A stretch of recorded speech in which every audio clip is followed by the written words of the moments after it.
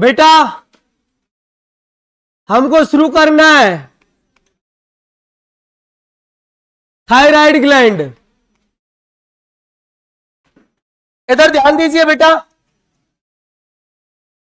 कैसी होती है थायराइड ग्लैंड, कहां पर प्रेजेंट होती है, कौन से हार्मोन रिलीज करती है बेटा, और क्या इनके फंक्शन है।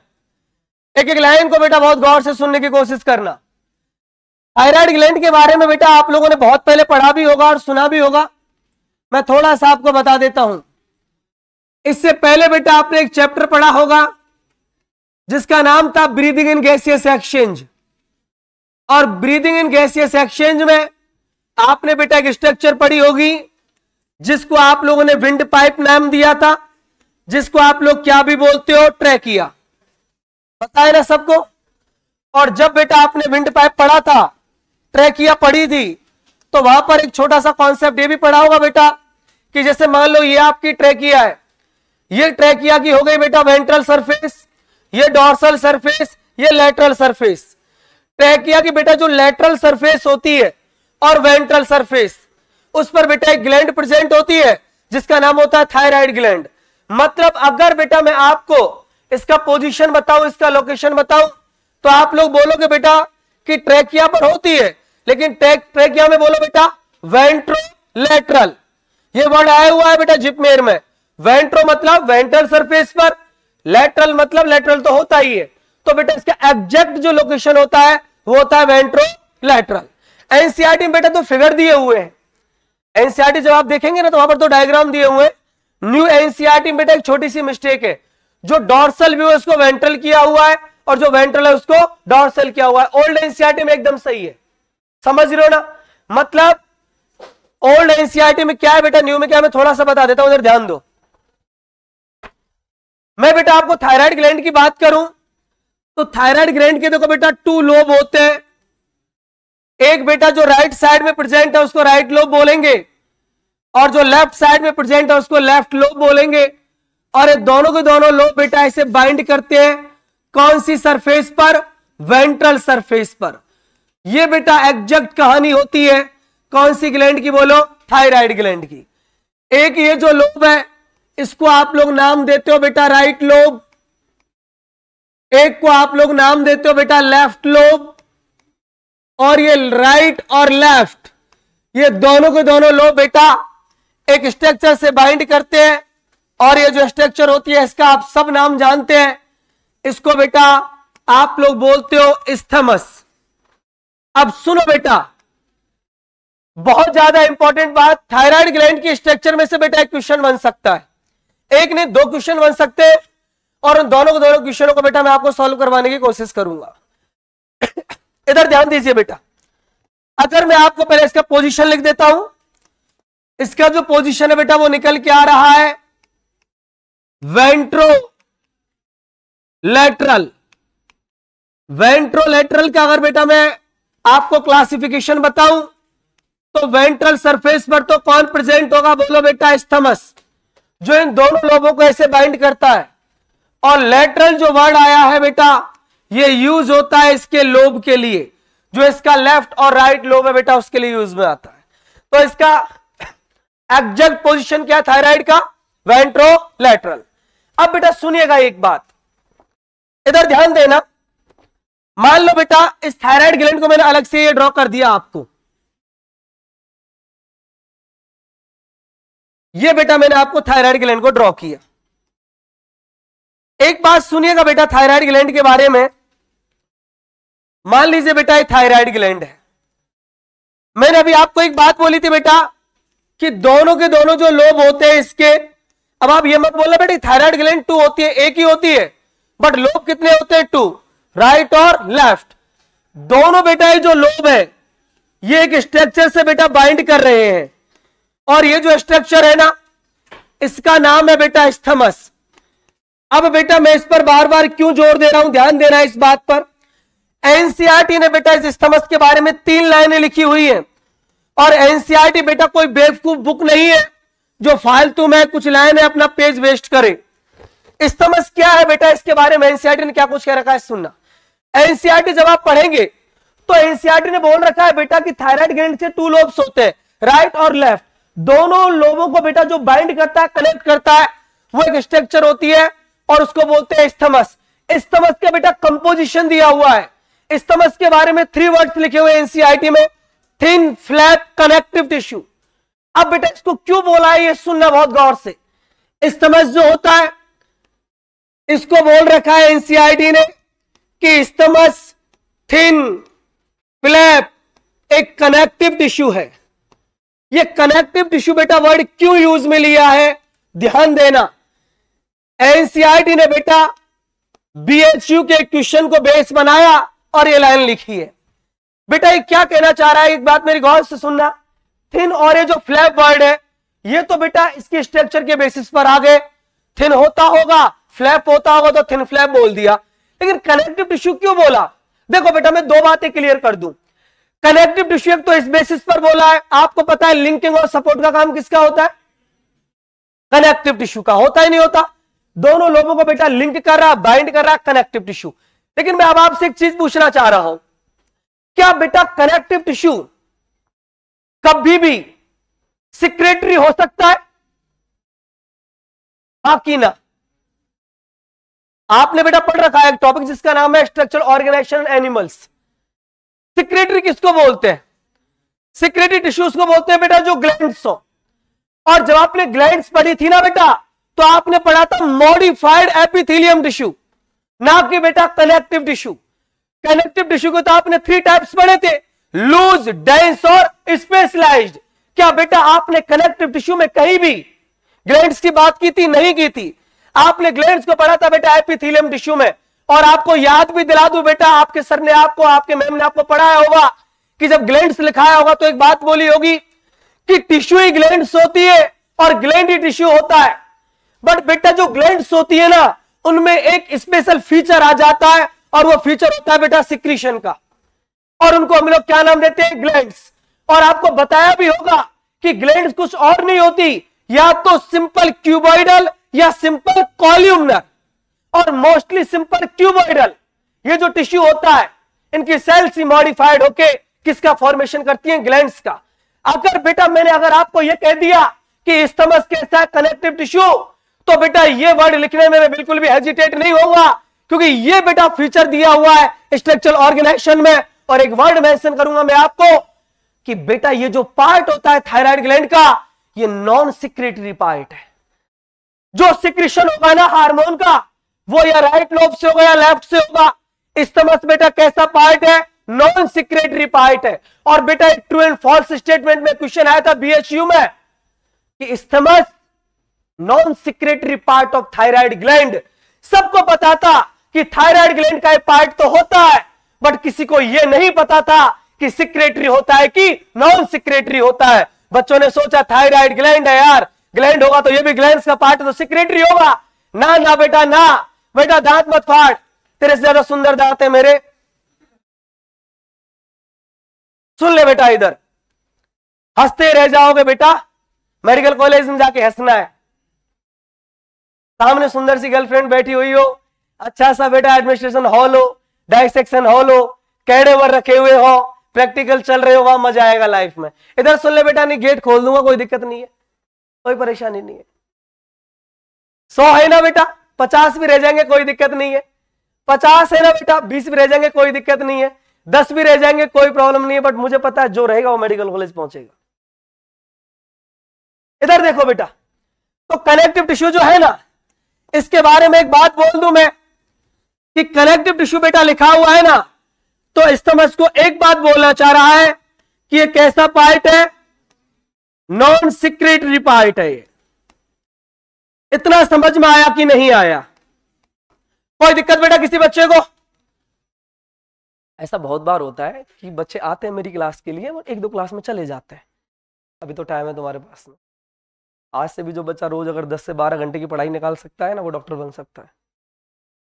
मैंने आपको टाइम दे दिया, मैनेज आप लोग कर लेना, है ना। आज से भी 10 से 12 घंटे की पढ़ाई निकाल लो, बन जाओगे। अगर 1 महीना और आपने खराब कर दिया ना, तो फिर ये जो 12 घंटे का टाइम है 15 पे पहुंच जाएगा। और अगर और 15 दिन वेस्ट किए ना, भाई क्रिकेट का मैच देखा है बेटा, 300 का टारगेट है, अब तुम लोग बेटा अगर 4 की अगर इकोनॉमी से अगर आप मतलब रन रेट अगर आपकी चल रही है तो जाहिर सी बात है ना बेटा, वो फिर 6 से 7 की हो जाएगी, 8 की हो जाएगी, और भी स्लो खेलते गए तो फिर वो 10 की हो जाएगी। और जब तक बेटा आप उसको अचीव नहीं करो आप गेम जीत नहीं सकते। वही तो पढ़ाई है। तो मुझे पता है बेटा कि कितना बड़ा कोर्स है आप लोगों का, कितना टाइम मांगता है, मैंने पढ़ाई करी है ना बेटा। ये थोड़ी ना ऐसे ही थोड़ी ना लगाए, इसके लिए बहुत पापड़ बेले थे, कहाँ गया ये, बहुत पापड़ बेले थे। तो मुझे इस वर्ड की अहमियत पता है ना डॉक्टर साहब। कोई बात नहीं, मैं इसलिए लगा के रखता हूं इसको ताकि बच्चों को थोड़ा सा भूले ना, उनको याद रहता रहे। चलो बेटा इधर देखो, अपने टॉपिक पे आते हैं। एक बेटा क्वेश्चन यहां से बन सकता है इस्तमस से, और आने के बेटा पूरे चांसेस है। मैं इसलिए यहां पर स्टार लगा देता हूं आपको, ठीक है बेटा। मेरी डीपीपी में तो क्वेश्चन दिया हुआ है, गलत मत करना, लेकिन वो बहुत अलग तरीके से दिया हुआ है ना। चलो इधर देखो, थोड़ा बेटा हिस्टोलॉजी देख लेते हैं। अब ये जो एक लोब है ना, इस लोब को देख लेते हैं कि इसमें इंटरनली क्या क्या प्रेजेंट होता है, ठीक है। सुनो बेटा, इधर थायराइड ग्लैंड का बेटा मैं हिस्टोलॉजी आपको पढ़ा देता हूं।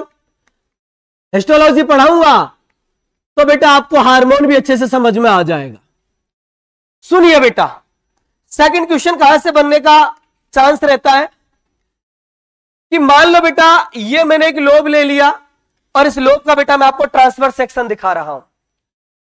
इस लोब के अंदर बेटा एनसीईआरटी कहती है कि थायराइड जो होती है ना, या जो लोब होते हैं, इनके अंदर 2 टाइप की स्ट्रक्चर्स देखने को मिलती हैं, या इसके 2 पार्ट्स होते हैं अकॉर्डिंग टू एनसीईआरटी।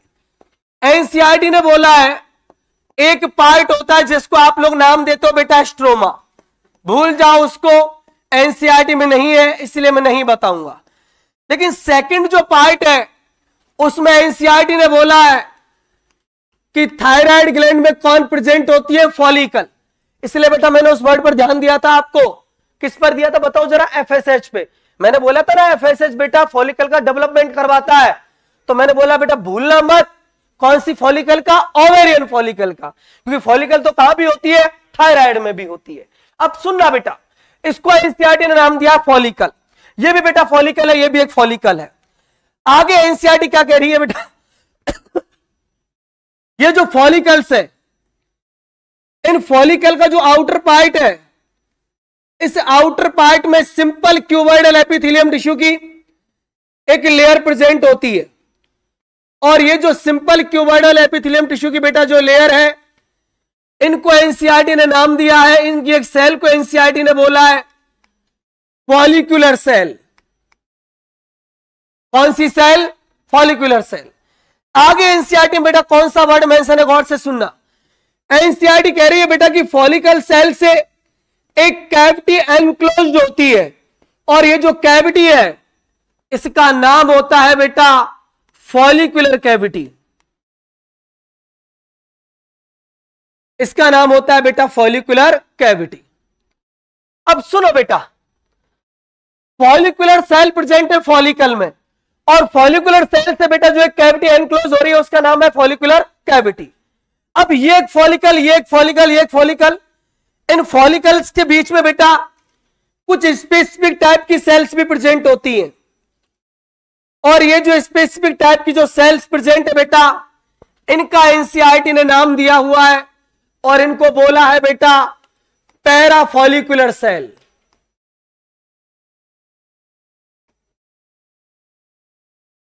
अब सुनो बेटा, मैं आपको कौन सा क्वेश्चन सॉल्व करवाने जा रहा हूं। Parafollicular sales.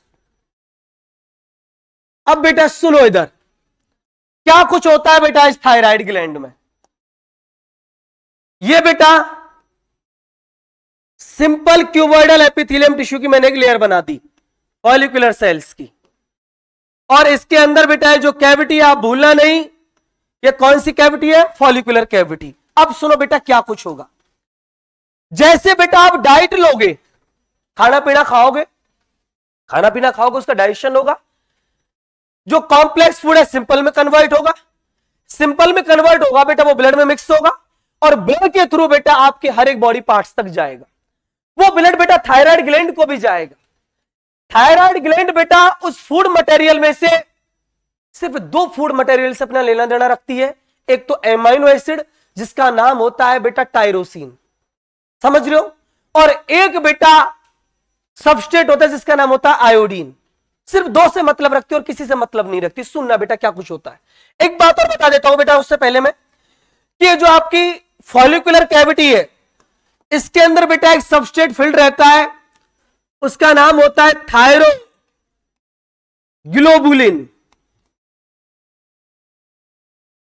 ये बेटा एक कॉलॉइड नेचर का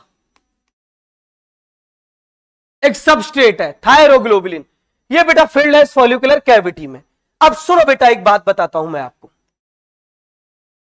फूड बेटा जब आप इंटेक करोगे तो ये जैसे बेटा यहां से ब्लड पास होगा, ये थायराइड ग्लैंड क्या करेगी, ये फॉलिकुलर सेल इस फूड में से बेटा किसको उठाएगी, पहले आयोडीन को। इस ब्लड के अंदर बेटा जो फूड आ रहा है उसमें से बेटा किसको भी उठाएगी, एक एमाइनो एसिड को जिसका नाम होता है टायरोसिन। समझ रहे हो ना। अब बेटा मैं जो क्वेश्चन जिसपे मैं आना चाह रहा हूं वो गौर से सुनना। ये पहली ऐसी सेल है बेटा जूलॉजी में, पहली ऐसी सेल है जूलॉजी में जो अपने अंदर किसी चीज का फॉर्मेशन नहीं कर रही। आप जितनी भी सेल पढ़ोगे ना, इसलिए बेटा मैं इस लाइन पे बहुत गौर दे रहा हूं, आप जितने भी सेल पढ़ोगे ना आप ये पढ़ोगे कि सेल ने खुद बनाया। लेकिन बेटा थायराइड ग्लैंड में जो फॉलिकुलर सेल है ये बेटा थायराइड हार्मोन नहीं बनाती, ये सिर्फ क्या करती है, आयोडीन को और टायरोसिन को किस में डाल देती है, फॉलिकुलर कैविटी में। या ऐसे कह दूं, इस आयोडीन को और इस टायरोसिन को किस में डाल देती है, थायरोग्लोबुलिन्स में। और बेटा जैसे ये आयोडीन और थायरोग्लोबुलिन्स फॉलिकुलर कैविटी में पहुंचते हैं तो बेटा यहां पर ये आपका I2 जो है ये बाइंड कर जाता है किसके साथ, बोलो बेटा, टायरोसिन के साथ। मतलब इस बात को बेटा मैं कई स्टार करके लिखाऊंगा जो एनसीईआरटी में लिखी हुई है, आपको बहुत कुछ देगा। आपको बोलेगा बेटा T3 and T4 hormone, T4 also known as thyroxine, very important hormone of thyroid gland, and this is synthesized in follicular cells। ना फॉलिकुलर सेल में नहीं, फॉलिकुलर कैविटी में। बेटा एनसीईआरटी ने क्लियर लिखा हुआ है कि फॉलिकुलर सेल से जो कैविटी एनक्लोज होती है उसके अंदर बेटा फॉर्मेशन होता है T3 का और T4 का, ना कि फॉलिकुलर सेल्स में। समझ रहे हो ना। तो बेवकूफ नहीं बनना। मैंने क्या किया बेटा, आयोडीन और टायरोसिन ये दोनों फॉलिकुलर सेल ने बेटा इनका इन्फ्लक्स कर दिया फॉलिकुलर कैविटी में। अब फॉलिकुलर कैविटी में क्या होगा, बोलो, I2 bind with tyrosine, tyrosine से बाइंड कर गया बेटा।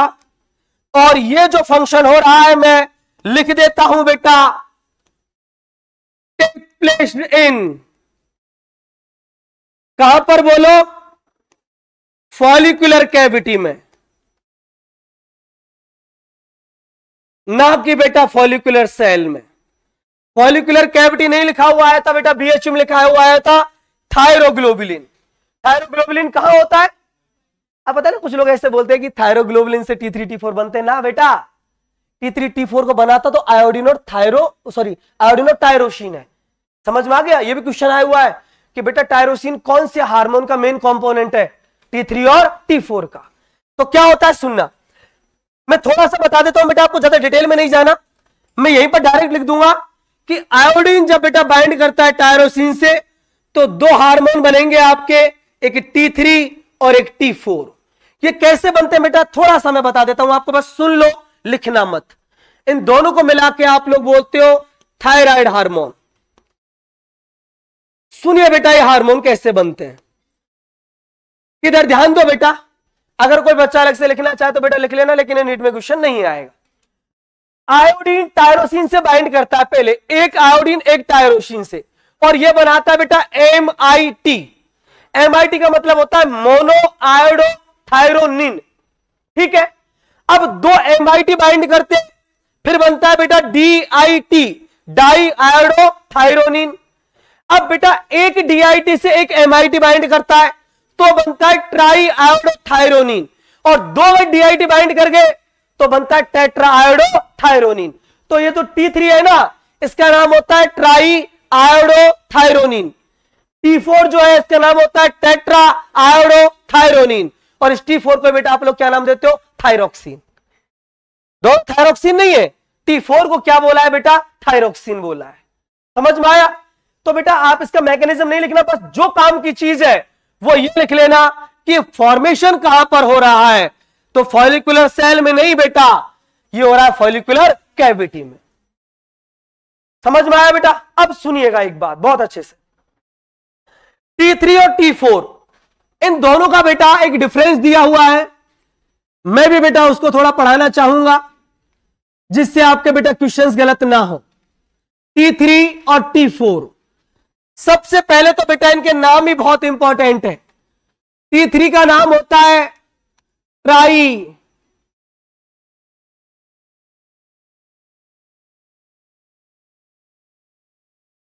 आयोडो थायरोनिन, और इसका होता है बेटा टेट्रा आयोडो थायरोनिन। सुनो बेटा मैं एक बात बताता हूं आपको, ये जो T3 होता है ना, इसके बारे में बता देता हूं बेटा, उसका जस्ट अपोजिट होगा। ये T3 जो होता है ना, ये बेटा लेस अमाउंट में होता है, बहुत कम, बट बेटा हाईली एक्टिव, बहुत ज्यादा एक्टिव होता है बेटा। दूसरा बेटा टेट्रा आयोडोथायरोनिन, बेटा इसका जस्ट अपोजिट होगा, अपोजिट टू T3। और बेटा एक बात बोल दूं कि इस T4 को एनसीईआरटी ने क्या नाम दिया है? बोलो बेटा, थायरोक्सिन हार्मोन। अब मन में एक सवाल आ रहा होगा, सर एक बात बताओ ना जरा, कि जब ये हाईली एक्टिव है तो फिर लेस अमाउंट में क्यों है? यही हो जाता, ज्यादा दिक्कत कहां रही थी? देख बेटा मैं एक बात बता देता हूं, आप बिल्कुल सही सोच रहे हो, लेकिन जैसा आप सोचते हो हमेशा ऐसा जरूरी नहीं है कि वो हमेशा सच हो। आपने एक नाम सुना होगा बेटा कभी किसी जमाने में कि यूजुअली हार्मोन का बेटा स्टोरेज नहीं होता, जब नीड होती है तब वो सिंथेसाइज होते हैं। आपने पढ़ा होगा थायरोक्सिन जो होता है ना, इसका स्टोरेज हो जाता है। थायरोक्सिन हार्मोन एक अकेला ऐसा हार्मोन है जिसका स्टोरेज हो जाता है बेटा, खूब स्टोरेज होता है इसका। क्योंकि मैं बताता हूं बेटा, एक तो ये बता दें उसका स्टोरेज होता क्यों है और क्यों करना पड़ता है। इसका स्टोरेज बेटा इसीलिए हो जाता है क्योंकि ये ज्यादा एक्टिव नहीं होता, यही तो बेटा रीजन था इसको स्टोरेज करने वाला। ये तो हाईली एक्टिव था, ये तो तुरंत काम करता, खत्म। ये बेटा लेस एक्टिव है ना, इसलिए इसका स्टोरेज हो जाता है। दूसरा बेटा थायरोक्सिन का काम होता है बेटा बीएमआर, बीएमआर को रेगुलेट करना, कंट्रोल करना। बीएमआर बोलते हैं बेटा बेसिक मेटाबॉलिज्म रेट, मैं पढ़ाऊंगा अभी उसको, थोड़ा सा बताता हूं बीएमआर किसको बोलते हैं। बेसिक मेटाबॉलिज्म रेट का मतलब होता है बेटा कि रेस्टिंग फेज में हमारी बॉडी को जितना कैलोरीज का नीड है उतना कैलोरीज बने, तो उसको क्या नाम देते हैं? BMR, basic metabolism rate. मान लो बेटा आपकी बॉडी को 100 कैलोरीज की नीड है और आपकी बॉडी बना कितनी पा रही है? 80। तुरंत काम कौन करना शुरू कर देता है? थायरोक्सिन। भाई इसकी बीएमआर को बढ़ाओ, क्योंकि बीएमआर अगर डिक्रीज हो गई ना बेटा तो आपका बॉडी टेम्परेचर भी डिक्रीज हो जाएगा, क्योंकि बॉडी टेम्परेचर आपका बेटा बीएमआर पर ही डिपेंड करता है, बेसिक मेटाबॉलिज्म रेट पर। और अगर बेटा बॉडी टेम्परेचर डिक्रीज हो, हाइपोथर्मिया, हाइपोथर्मिया बहुत बेकार कंडीशन होती है, समझ रहे हो ना बेटा, बहुत बकवास। एक बार ज्यादा टेम्परेचर में आपके जिंदे रहने के चांस हैं, बट हाइपोथर्मिया में आपके जिंदे रहने के चांस नहीं है, समझ रहे हो डॉक्टर साहब। एंटीपायरेटिक होती है ना, लेते हैं टेम्परेचर, अरे फीवर में ज्यादा नहीं हो जाता, कोई दिक्कत नहीं है, ज्यादा हो गया कोई प्रश्न, कम हो गया ना वो तो बहुत दिक्कत की बात है, बहुत प्रॉब्लम की बात है, समझ रहे हो ना बेटा। मैं बताऊंगा अभी इसके फंक्शन। अभी ये याद रख लो कि ये बेटा लेस एक्टिव होता है ना, इसीलिए बेटा इसका क्या हो जाता है? बोलो, स्टोरेज।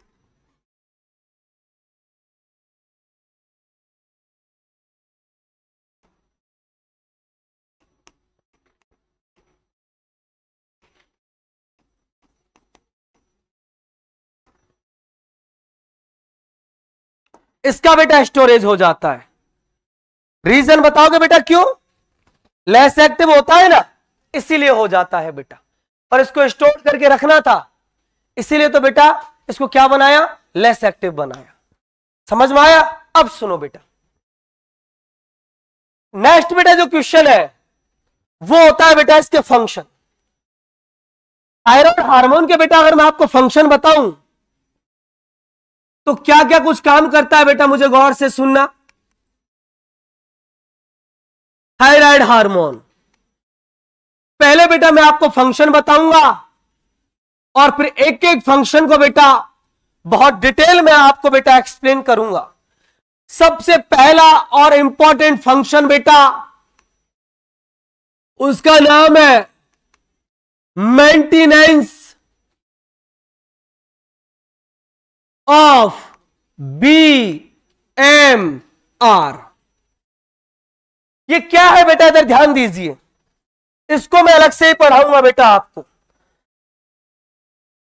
इधर ध्यान दीजिए बेटा, BMR इसकी बात कर लेता हूं।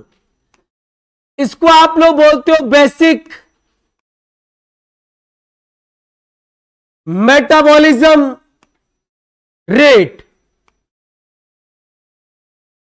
इसका मतलब क्या होता है बेटा, सुनना। ये मान लीजिए बेटा कोई बॉडी है एनिमल की, BMR का मतलब क्या होता है, number of calories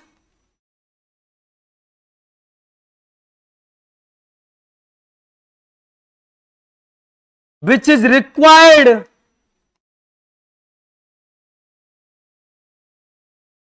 in resting phase of body। जब आप आराम कर रहे होते हैं ना, कोई ज्यादा हैवी वर्क नहीं कर रहे होते हैं, जब बेटा जितना हमको कैलोरीज का नीड है उसको बेटा हम लोग बोलते हैं BMR। समझ रहे हो ना? अब बेटा मैंने आपको एक बात बताया था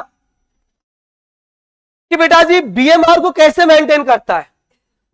ज्यादा होने के तो चांस ही नहीं होते बेटा BMR के, समझ रहे हो ना? BMR यूजुअली क्या होता है, कम ही होता है। अब BMR अगर कम हो रहा है तो तुरंत कौन अटैक करता है, बोलो, थायरोक्सिन। और थायरोक्सिन बेटा BMR को इंक्रीज कर देता है, बेसिक मेटाबॉलिज्म रेट को इंक्रीज कर देता है। बेसिक मेटाबॉलिज्म रेट को कैसे इंक्रीज करता है बेटा, ये दिया हुआ है सेकंड पॉइंट में।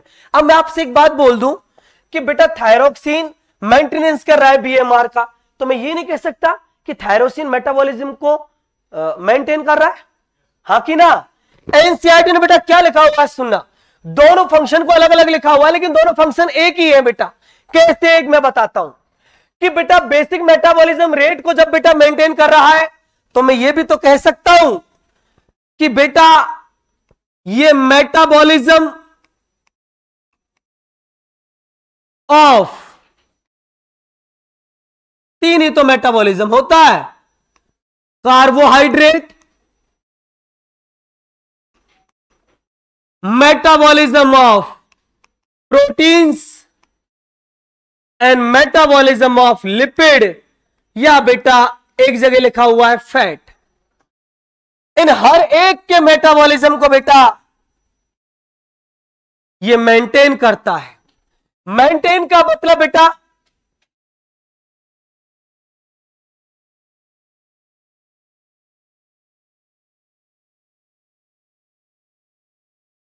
Regulation of. इधर ध्यान दो बेटा, कार्बोहाइड्रेट का मेटाबॉलिज्म, प्रोटीन का मेटाबॉलिज्म, लिपिड का मेटाबॉलिज्म, इसका मतलब क्या होता है बेटा? अब एक बात सुनो आप, कार्बोहाइड्रेट का मेटाबॉलिज्म का मतलब यह होता है बेटा, जैसे आपका ग्लूकोज है, जरूरत पड़ी तो ग्लूकोज को बढ़ा दिया, जरूरत पड़ी तो उस ग्लूकोज को यूटिलाइज भी कर दिया, जरूरत पड़ी हमारी बॉडी को तो लिपिड का फॉर्मेशन कर दिया, मतलब लिपोजेनेसिस कर दिया, जरूरत पड़ी तो लिपोलाइसिस भी कर दिया, जरूरत पड़ी बेटा प्रोटीन सिंथेसिस कर दिया, हमारी बॉडी को नीड हुई तो प्रोटीन का ब्रेक डाउन भी कर दिया। मतलब चाहे कार्बोहाइड्रेट हो, प्रोटीन हो, लिपिड हो, इनका बेटा थायरोक्सिन कैटाबॉलिज्म भी कर सकता है और एनाबॉलिज्म भी कर सकता है। दोनों वर्डों पर मेरे ध्यान देना बेटा। मैं क्यों ध्यान देने की बोल रहा हूं, इसी एनसीईआरटी में जब आप एक ग्लैंड पढ़ोगे जिसका नाम होगा टेस्टिस और एक का नाम होगा ओवेरीज, तो वहां पर बेटा मैं पढ़ाऊंगा कि टेस्टिस और ओवेरीज से हार्मोन रिलीज होते हैं। टेस्टिस से रिलीज होता है एंड्रोजन और ओवेरीज से रिलीज होता है एस्ट्रोजन। वो सिर्फ एनाबॉलिज्म को प्रमोट करते हैं बेटा। किसको? एनाबॉलिज्म को। जबकि थायरोक्सिन ना केवल एनाबॉलिज्म, कैटाबॉलिज्म को भी बेटा प्रमोट करता है। समझ रहे हो ना? तो बेटा मेटाबॉलिज्म का मतलब यह हुआ, एनाबॉलिज्म का मतलब है कार्बोहाइड्रेट की बनने की नीड होगी, बनाएगा, तोड़ने की नीड होगी, तोड़ देगा। प्रोटीन को बनाने की नीड होगी, प्रोटीन का सिंथेसिस करेगा, प्रोटीन के ब्रेकडाउन की नीड होगी, प्रोटीन का ब्रेकडाउन भी कर देगा। सेम लिपिड के लिए बेटा लिपोजेनेसिस भी करेगा, लिपोलाइसिस भी करेगा। दैट मीन्स बेटा ये जो थायराइड हार्मोन्स होते हैं, मैं सिंपल सी बात बोल दूं, चाहे बेटा आपका कार्बोहाइड्रेट हो, चाहे बेटा आपका प्रोटीन हो, चाहे बेटा आपका फैट हो, लिपिड हो, ये बेटा दोनों काम करते हैं। ये एनाबॉलिज्म को भी प्रमोट करते हैं और बेटा किसको भी करते हैं बोलो जरा? कैटाबॉलिज्म को। दोनों को करते हैं बेटा।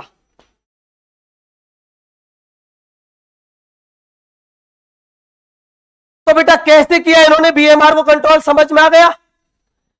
बीएमआर का मतलब है बेटा बेसिक मेटाबॉलिज्म रेट। कैसे मेंटेन किया? कार्बोहाइड्रेट, लिपिड और कौन? प्रोटीन्स। इनके बेटा मेटाबॉलिज्म को रेगुलेट कर दिया। रेगुलेट का मतलब एनाबॉलिज्म भी और कैटाबॉलिज्म भी। नीड पड़ेगा तो बनाएगा, नीड पड़ेगा तो तोड़ देगा। समझ में आया बेटा? कोई दिक्कत तो नहीं है किसी को? अगला सुनना बेटा, एक कॉन्सेप्ट यहीं पर सुन लो जो एनसीईआरटी में है बेटा, जो आपको बार बार परेशान कर सकता है। यहां से लिंकिंग वाले क्वेश्चंस बहुत आए हैं कि जब जब बेटा ऐसे लिख देता हूं मैं आपको कि थायराइड हार्मोन अगर बेटा इंक्रीज हो जाए तो उससे बेटा कौन भी इंक्रीज हो जाती है? बीएमआर। बीएमआर जितना होता है बॉडी टेम्परेचर भी उतना ही होता है, और बेटा बॉडी टेम्परेचर जितना ज्यादा होता है वेट लॉस उतना ही होता है।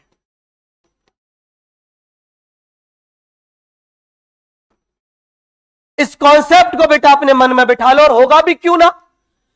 जब बीएमआर ज्यादा होगा, बॉडी टेम्परेचर ज्यादा होगा, लिपोलाइसिस को प्रमोट करेगा और बेटा ये वेट लॉस होने लगेगा। आपने देखा होगा एक डिजीज पड़ा हुआ है सिंपल गोइटर, वो ऐसा हो जाता है हाइपोथायराइडिज्म से। ओबेसिटी होती है उसको, ये तो उसका एनलार्जमेंट होता ही है, वो खुद ही मोटा हो जाता है। क्योंकि बेटा thyroid come, BMR come, BMR come, that means बेटा वेट लॉस जो हो रहा था ना, वेट लॉस ज्यादा। लिख देता हूं बेटा, अब वेट लॉस तो होगा नहीं, वेट लॉस नहीं होगा तो ओबेसिटी तो आएगी। चलो बेटा इधर देखो, तो ये बेटा मैंने फर्स्ट पॉइंट आपको एक्सप्लेन किया जिसका नाम क्या था? Maintenance of BMR. उम्मीद करूंगा बेटा समझ में आ गया होगा, कोई दिक्कत? सेकंड पॉइंट बेटा जो आपने अभी पढ़ी लिया, मेंटेनेंस ऑफ मेटाबॉलिज्म, जो उम्मीद करूंगा बेटा आपकी समझ में आ गया होगा। थर्ड बेटा जो पॉइंट है इसका फंक्शन वो होता है बेटा regulation of menstrual cycle. Regulation of menstrual cycle. बेटा ये बहुत बेकार है यार, क्या इसके लफड़े हैं? मेंस्ट्रुअल साइकिल को तो तुम ऐसे मान लो एकदम गरीब कोई दुनिया में है तो मेंस्ट्रुअल साइकिल है, कोई भी आता है इन्फ्लुएंस करके ही चला जाता है बेटा। इससे पहले आपने पढ़ा था पीनियल ग्लैंड, मेलाटोनिन, वो भी इन्फ्लुएंस कर रहा था। और तो और छोड़ो, थायराइड भी इन्फ्लुएंस कर रहा है। आगे एफएसएस और एलएच ने किया, और आगे बेटा टेस्टोस्टेरोन, एस्ट्रोजन, प्रोजेस्टेरोन कर देंगे इसको। लेकिन सबसे बड़ी दिक्कत यह आती है सर इन 6 में से एक को चूज करना पड़ा तो मैं बताऊंगा बेटा किसके साथ जाना, थोड़े दिन वेट करो। इधर सुनो, अब एक बात याद रखिएगा, रेगुलेशन ऑफ मेंस्ट्रुअल साइकिल। एक बात बोल दूं बेटा मैं आपको, मेंस्ट्रुअल साइकिल क्या रहता है बेटा कि T3 और T4 दोनों एनसीईआरटी में वर्ड दिया हुआ हाइपोथायराइडिज्म। हाइपोथायराइडिज्म मतलब थायराइड हार्मोन का कम होना, हाइपरथायराइडिज्म थायराइड हार्मोन का ज्यादा होना। बेटा मैं यहीं पर आपको क्लियर कर दूं, चाहे हाइपोथायराइडिज्म हो चाहे हाइपरथायराइडिज्म हो, दोनों ही मेंस्ट्रुअल साइकिल को इन्फ्लुएंस करते हैं, इरेगुलर करते हैं। मतलब थायराइड हार्मोन का लेवल चाहे कम हो चाहे ज्यादा हो, दोनों ही कंडीशन में बेटा मेंस्ट्रुअल साइकिल इरेगुलर होती है। समझ रहे हो ना आप? मैं उसमें करेक्शन करवाऊंगा, वो हाइपोथायराइडिज्म लिखा हुआ है ना, उसके साथ साथ आप बेटा वहां पर हाइपरथायराइडिज्म भी लिख लेना। दोनों कंडीशन में मेंस्ट्रुअल साइकिल बेटा इन्फ्लुएंस होती है। एमिनोरिया मेंस्ट्रुअल साइकिल बंद होना, ओलिगोमिनोरिया बेटा डिले हो जाना, मीनोरेजिया ब्लड बहुत ज्यादा आना, डिस्मिनोरिया मेंस्ट्रुअल साइकिल में बेटा पेन होना, ये सब थायराइड के फंक्शंस होते हैं। समझ रहे हो ना? बहुत खतरनाक, बहुत डेंजर। ठीक है डॉक्टर साहब, सुनो अब इधर मेरी बात एक बहुत गौर से। तो बेटा रेगुलेशन अब क्या हो गया? मेंस्ट्रुअल साइकिल, ये किसका फंक्शन है। इसके बाद बेटा एक और फंक्शन, और वो जो फंक्शन है बेटा उसका नाम है ग्रोथ। सर ये क्या बीमारी है? रुक जाओ बेटा, ग्रोथ छोटी मोटी ग्रोथ नहीं, एनसीईआरटी में क्या क्या लिखा हुआ है ग्रोथ के बारे में एक्सप्लेन कर देता हूं। थायराइड ग्लैंड में जब आप ग्रोथ की बात करोगे ना, अरे मैंने बोला बेटा ग्रोथ हार्मोन तो यूं ही बदनाम है। अगर मैं हकीकत में असली ग्रोथ की बात करूं तो वो तो बेटा थायराइड हार्मोन की होती है। थायराइड हार्मोन ना केवल बेटा फिजिकल ग्रोथ, ये बेटा मेंटल ग्रोथ को भी प्रमोट करते हैं। ना केवल फिजिकल मेंटल, ये कौन सी ग्रोथ को भी प्रमोट करते हैं? सेक्सुअल ग्रोथ को भी बेटा प्रमोट करते हैं। सबको करते हैं बेटा, यहां तो कोई दिक्कत किसी को। अगला बेटा जो थायराइड का फंक्शन है, मैं इनको डिटेल में पढ़ाऊंगा बेटा, थोड़ी देर रुक जाओ। नेक्स्ट बेटा थायराइड का जो फंक्शन है वो होता है बेटा formation of RBC. Next NCERT में बेटा जो थायराइड का फंक्शन है वो दे रखा है बेटा maintenance of water and electrolyte. बेटा कुछ याद आ रहा है वाटर इलेक्ट्रोलाइट से? कोई हार्मोन कौन सा? बोलो बोलो। अरे याद ना, एडीएच नहीं, खुद से तुक्के मार रहे हो। चैप्टर का नाम था बेटा excretory product and their eliminations, page number 296। Aldosterone भूल गए? अरे Na प्लस का सेलेक्टिव रीअब्जॉर्प्शन, K प्लस का ट्यूबुलर सिक्रीशन, ये मिनरल्स ही तो थे। अरे बेटा चलो कोई बात नहीं, दोनों में से एक चूज करना पड़े ना तो एल्डोस्टेरोन के साथ जाना। मैं सारी कंट्रोवर्सी सॉल्व करवाऊंगा, लिख लो भी आप। Maintenance of water and electrolyte.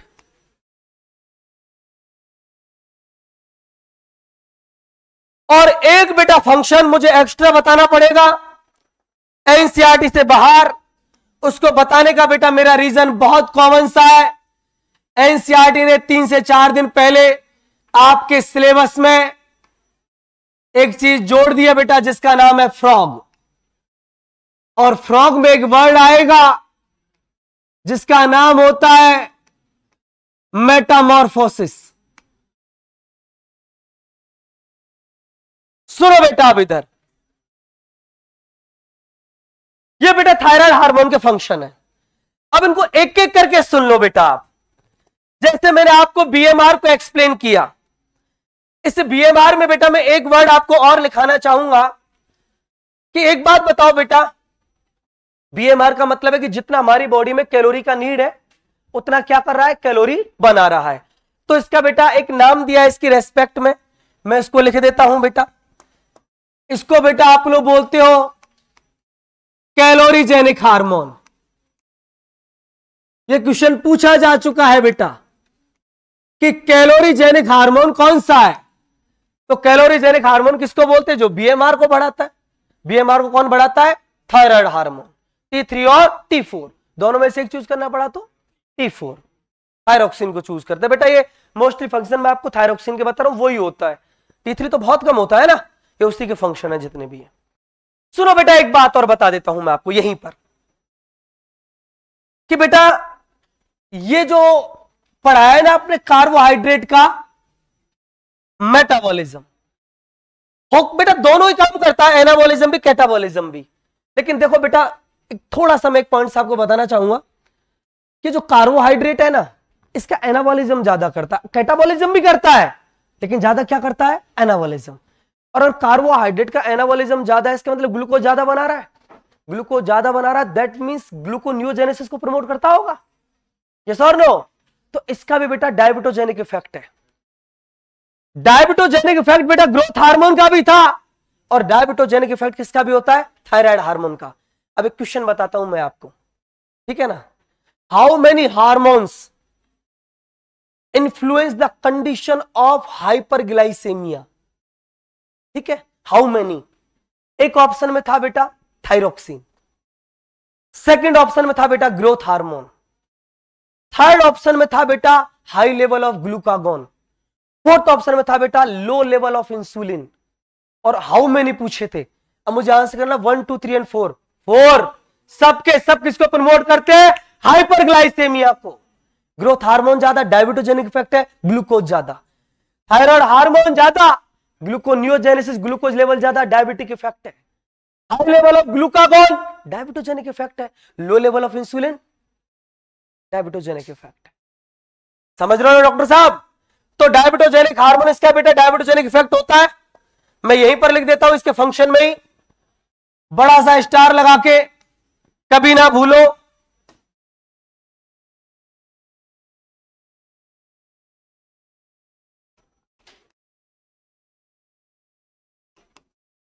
Diabetogenic hormone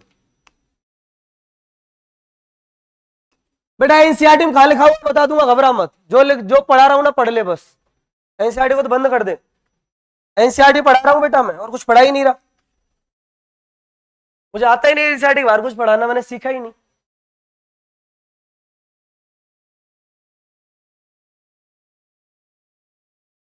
थोड़ा बेटा इसको एक्सप्लेन भी कर देता हूं। Amino acid, fatty acid, vitamins, इनको किस में बदल रहा होगा, ये ग्लूकोज में।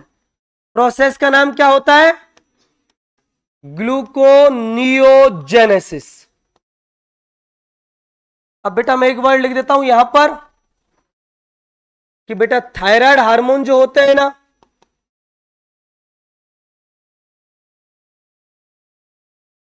ये किसको प्रमोट करते हैं, ग्लूकोनियोजेनेसिस को। इसलिए बेटा कौन सा इफेक्ट माना है इसका, डायबिटोजेनिक इफेक्ट माना। सुनो बेटा इधर, अब ये बेटा थायराइड के फंक्शन हो गए। इस पॉइंट को मैंने एक्सप्लेन किया, इस वाले पॉइंट को मैंने एक्सप्लेन किया, इसको बेटा मैं भी एक्सप्लेन करूंगा, रुक जाओ। इसको बेटा मैं एक्सप्लेन कर देता हूं, पहले मेटामॉर्फोसिस को, और सबकी बात बेटा बाद में कर लेंगे। ये जो फंक्शन है बेटा इसका मेटामॉर्फोसिस, बेटा फ्रॉग का जो लार्वा होता है उसका नाम क्या होता है, टैडपोल लार्वा, पता है ना बेटा। टैडपोल लार्वा से और बेटा कौन बन रहा है, फ्रॉग। ये जो कंडीशन है ना बेटा, इसी का नाम होता है मेटामॉर्फोसिस। और बेटा जो ये मेटामॉर्फोसिस का जो फंक्शन है, इसको बेटा कौन सा हार्मोन ही प्रमोट करता है, T3 and T4, thyroid hormone बेटा। अगर ये नहीं हो ना तो टैडपोल का टैडपोल ही रह जाएगा, ये फ्रॉग बन ही नहीं पाएगा कभी। यही होता है बेटा जो बढ़ाते हैं फ्रॉग का, एडल्ट फ्रॉग जो करते हैं वो यही काम करता है। अब सुनो बेटा एक बात, इधर ध्यान देना, लिखना है।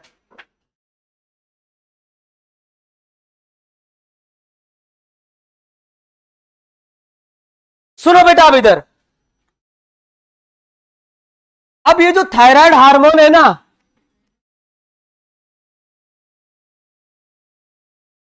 Thyroid hormone. इनका जो लेवल है बेटा वो बॉडी में कम भी हो सकता है और इनका जो लेवल है बेटा वो बॉडी में ज्यादा भी हो सकता है। अगर कम हुआ तो इसको आप लोग नाम देते हो हाइपोथायराइडिज्म, और अगर ज्यादा होगा बेटा तो इसको आप लोग नाम दोगे हाइपर थायराइडिज्म। सुनिए बेटा, हाइपोथायराइडिज्म, इसकी कंडीशन की बात सुन लो। दो डिजीज है बेटा आपके सिलेबस में हाइपोथायराइडिज्म की। एक डिजीज एनसीईआरटी में है बेटा जिसको एनसीईआरटी ने नाम दिया है सिंपल गॉइटर, और एक जो डिजीज है बेटा वेरी वेरी इंपॉर्टेंट, क्वेश्चन छपेगा नीट यूजी में 110%, और उस डिजीज का नाम है बेटा क्रेटिनिज्म। बहुत इंपॉर्टेंट डिजीज है, हद से ज्यादा इंपॉर्टेंट डिजीज है क्रेटिनिज्म। मौत, मरना है इनको। इलाज विलाज कहां बेटा, काय का इलाज थोड़ा बहुत होता है, वो लाइफ को थोड़ा बढ़ा सकते हैं बस। सिंपल गॉइटर का मतलब क्या होता है, सुनना बेटा। सिंपल गॉइटर होता कब है, जो I2 है ना बेटा उसकी डेफिशिएंसी हो जाती है फूड में। अब आपको एक बात पता है कि आयोडीन की अगर कमी हो गई तो बेटा आयोडीन तो मेन कंपोनेंट है थायराइड हार्मोन का, क्या थायराइड हार्मोन का फॉर्मेशन हो पाएगा, नहीं। अब ये जो हमारी थायराइड ग्लैंड है इसको रेस्पॉन्सिबिलिटी दी हुई है कि बीएमआर को क्या करना है, रेगुलेट करना है, और आयोडीन है नहीं, थायरोक्सिन है नहीं, तो रेगुलेट कैसे करे, और इसको रेस्पॉन्सिबिलिटी दी है। तो बेटा हमारी थायराइड ग्लैंड क्या करती है, इसको आयोडीन कहीं से मिल जाए, मिलेगा कहां से, ब्लड से, तो बेटा ये ज्यादा से ज्यादा ब्लड के कांटेक्ट में आने की कोशिश करती है, और ज्यादा से ज्यादा बेटा ब्लड के कांटेक्ट में आए तो अपने सरफेस एरिया को बढ़ा देती है, और एनलार्जमेंट ऑफ क्या हो जाता है, थायराइड। समझ रहे हो ना। और आयोडीन की डेफिशिएंसी से अगर थायराइड का एनलार्जमेंट हो रहा है तो उस डिजीज का नाम क्या होता है, सिंपल गॉइटर। कैसे हो बेटा एनलार्जमेंट, समझ में आया। आयोडीन की कमी थी, अब थायराइड ग्लैंड निकल गई, कहीं ना कहीं से तो मुझे मिलेगा आयोडीन। अब आयोडीन के बेटा खोज में वो अपने आप को एनलार्ज करती हुई जा रही है, तो उसको आप लोग क्या नाम देते हो, सिंपल गॉइटर। आयोडीन की डेफिशिएंसी, मन में ऐसा सवाल आता है सर आयोडीन की कमी हो रही है उसे थायराइड कैसे एनलार्ज हो सकती है ना, ऐसे होती है एनलार्ज, निकल जाती है रिसर्च में, कहीं तो मिलेगा मुझे, डिस्कवर करती है कहीं से। आयोडीन की डेफिशिएंसी तो क्या हुआ बोलो बेटा, एनलार्जमेंट ऑफ थायराइड। और बेटा थायराइड ग्लैंड का एनलार्जमेंट हो गया, इसका मतलब डिजीज कौन सी हो गई, सिंपल गॉइटर। क्रिटिनिज्म, एक बात मैं बता देता हूं आपको कि क्रिटिनिज्म का केस बेटा कहां से शुरू किया हुआ है, एनसीईआरटी ने। एनसीईआरटी कहती है कि क्रिटिनिज्म की कंडीशन वहां से क्रिएट होती है जहां कोई प्रेग्नेंट फीमेल है, और प्रेग्नेंट फीमेल को हाइपोथायराइडिज्म है। समझ रहे हो डॉक्टर साहब कि प्रेग्नेंट फीमेल को हाइपोथायराइडिज्म है, तो उसका जो ग्रोइंग बेबी है उसको डिजीज होती है जिसका नाम क्या होता है, क्रिटिनिज्म। समझ रहे हो ना, इसको क्यों बता रहा है, सब ठीक ठाक तो है बेटा, शादी हो गई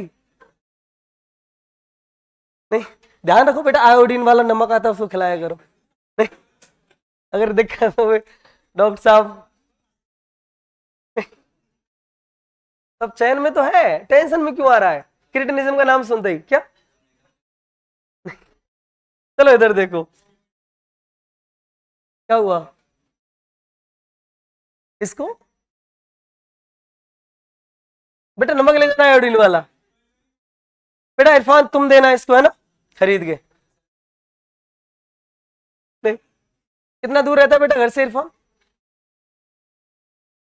इरफान का घर तेरे घर से कितना दूर है, और तुम कहाँ रहते हो, और दूर रहे बेटा, नहीं थोड़ा सा और दूरी बना, ये ठीक नहीं है। चलो इधर देखो बेटा, क्रिटिनिज्म कब होगा? क्रिटिनिज्म कंडीशन क्रिएट होती है बेटा हाइपोथायराइडिज्म इन प्रेग्नेंट फीमेल। बेटा प्रेग्नेंट फीमेल ही होती है, बट मैं क्या करूं, एनसीईआरटी ने लिखा है तो मैं लिख देता हूं। मेल थोड़ी ना होता है यार, ऐसे वर्ड गलती है ना एनसीईआरटी की, फालतू की बात लिख देती है कभी कभी। प्रेग्नेंट फीमेल को बेटा क्या हो गया? हाइपोथायराइडिज्म। तो बेटा जो उसका ग्रोइंग बेबी है ना, जो उसका ग्रोइंग फीटस है या बेबी है, उसको कौन सी डिजीज होती है? क्रिटिनिज्म। अब बेटा क्रिटिनिज्म में क्या होता है सुनना, इधर ध्यान दो, अलग से पढ़ाऊंगा इसको।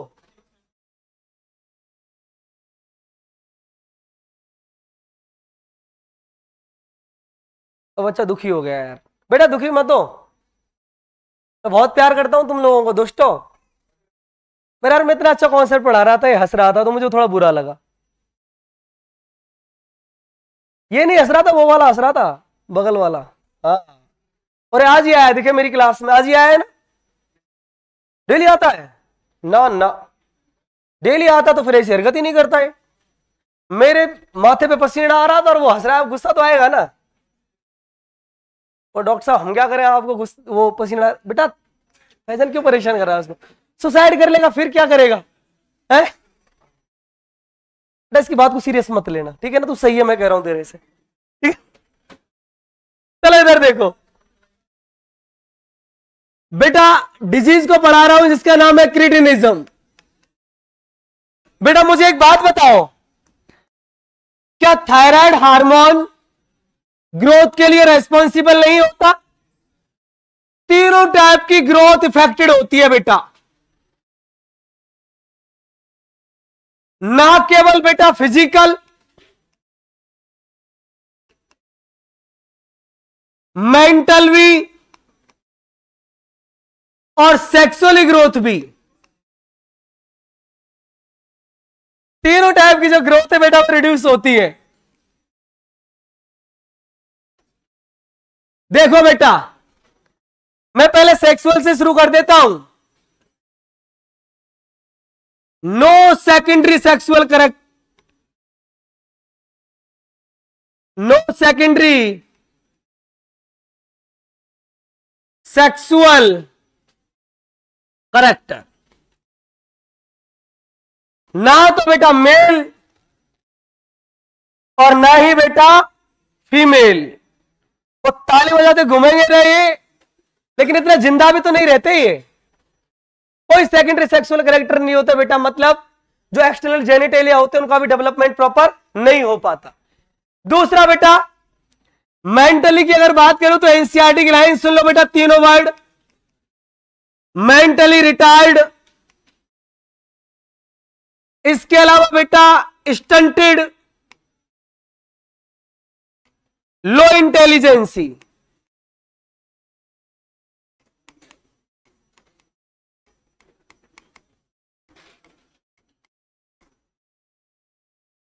कुछ काम के थोड़ी ना है, खत्म, कुछ नहीं इनका लेना देना। फिजिकल ग्रोथ में देखो बेटा कौन कौन चीज इफेक्टेड होती है।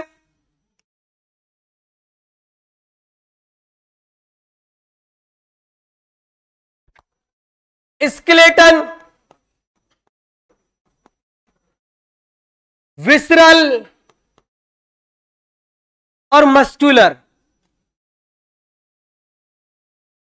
देखो बेटा मसल वीक,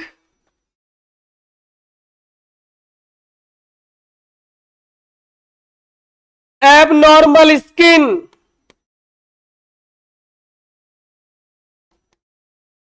क्या है इनके पास? मैं तो सोचता हूं ये है क्यों, इसको इसको इसका नाम भी लिख देते थे मौत, काय को इतना बड़े डिजीज ये सब वो। और सुनो आपको हंसी आएगी अभी तो, ड्वार्फ, विसरल में देखो डीफ, डम्ब, म्यूटिज्म। कौन सा करेक्टर जो उनके पास में नहीं है बेटा? गूंगे, अंधे, बहरे, कुछ नहीं है इनके पास में। इंटेलिजेंस ही नहीं, सेकेंडरी सेक्सुअल करेक्टर नहीं, low intelligence, mentally retired, muscle weak, dwarf, abnormal skin. दया आती है मुझे क्रिटिनिज्म पढ़ाते टाइम पे। खैर कोई ना बेटा, देखो एनसीईआरटी कितनी खतरनाक बुक है। मैं एक बात बताऊं आपको, सुनो। एनसीईआरटी ने जब आप थायराइड के फंक्शन देखेंगे ना, तो ये वाला फंक्शन एनसीईआरटी ने नहीं लिख रखा है। ये फंक्शन एनसीईआरटी ने नहीं लिख रखा है बेटा कि थायराइड का फंक्शन होता है, और इन सारे फंक्शंस को लिखा हुआ है एनसीईआरटी ने। बट इस फंक्शन को किसके थ्रू समझा दिया? क्रिटिनिज्म के थ्रू। क्रिटिनिज्म के सिम्टम्स दे दिए और कह दिया वहां पर थायराइड कम हो रहा है तो ये सब हो रहा है। अगर थायराइड होता तो ये सब अच्छा होता, दैट मीन्स ग्रोथ होती। समझ रहे हो डॉक्टर साहब? तो वो एनसीईआरटी है, उसको जानना पड़ेगा हमको कि वो हमसे क्या कहना चाह रही है। बेटा कोई दिक्कत है किसी को क्रिटिनिज्म में? कोई परेशानी है किसी को? अब सुन लो बेटा, हाइपरथायराइडिज्म, इसकी बेटा दो डिजीज है, दोनों को सुन लो।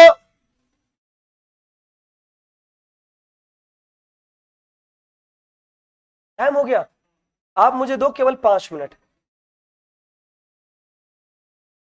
तो बेटा 5 मिनट नहीं दोगे क्या? चलेगा ना 5 मिनट? दो।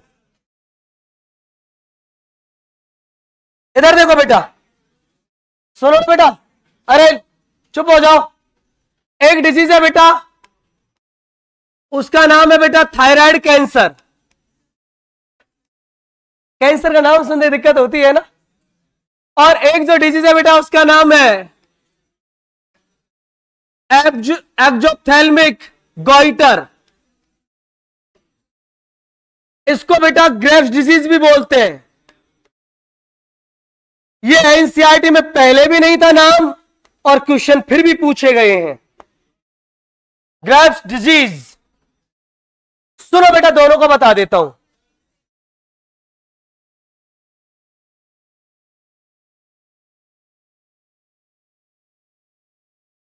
गर्ल्स ने बोला है थोड़ी देर रुक जाओ, इसका मतलब गर्ल्स आप लोग नहीं जाते?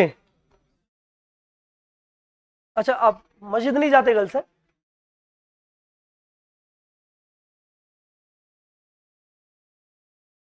सुनो बेटा, कोई बात नहीं बेटा, वो हर जगह है, उसको कहीं से भी आप लोग याद कर सकते हो। अरे वाइज चुप रहे। इसको बोलो बेटा सामने देखेगा। बेटा सामने देख, इधर इधर सुनो, इधर थायराइड ग्लैंड, इसके अंदर बेटा जब T3 और T4 का लेवल क्या हो जाता है ज्यादा, तो इससे बेटा क्या बन जाते? नोड्यूल्स। और नोड्यूल्स जो होते हैं बेटा, ये आगे जाके कन्वर्ट हो जाते हैं ट्यूमर में, और ट्यूमर आगे जाके कन्वर्ट हो जाता है बेटा मैलिग्नेंट ट्यूमर में, और इसी को बोल देते हैं थायराइड कैंसर। यहां से आगे की बात करूंगा डिजीज में। अरे दुष्टो,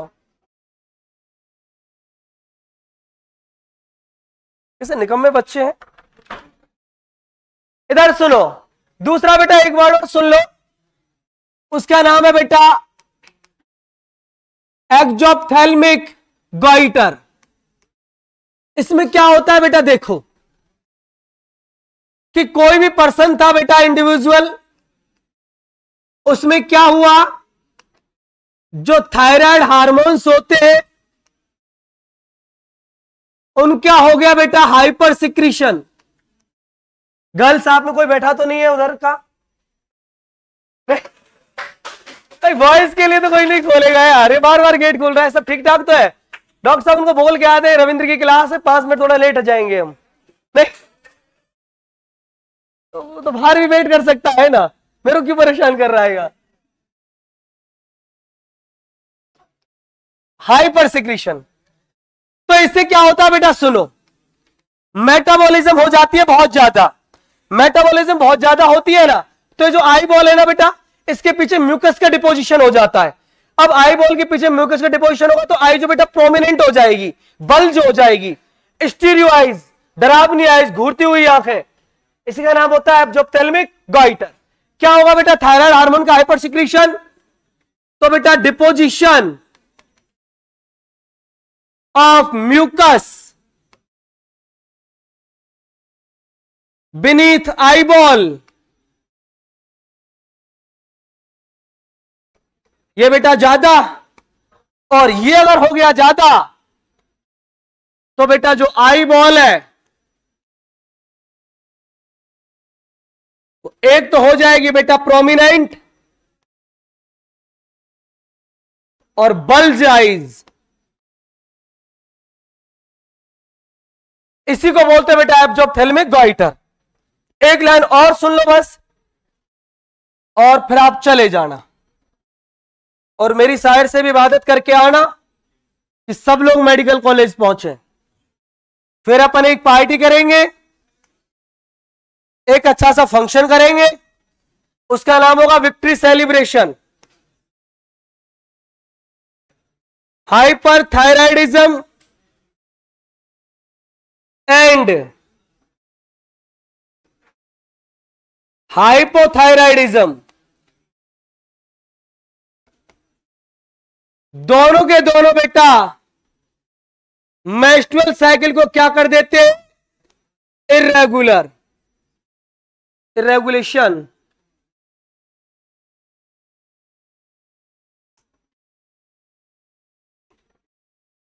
of menstrual cycle.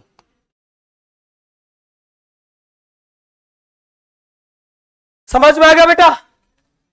Thyroid gland हो गई कंप्लीट। आज के लिए इतना ही काफी है बेटा, कल मिलते हैं।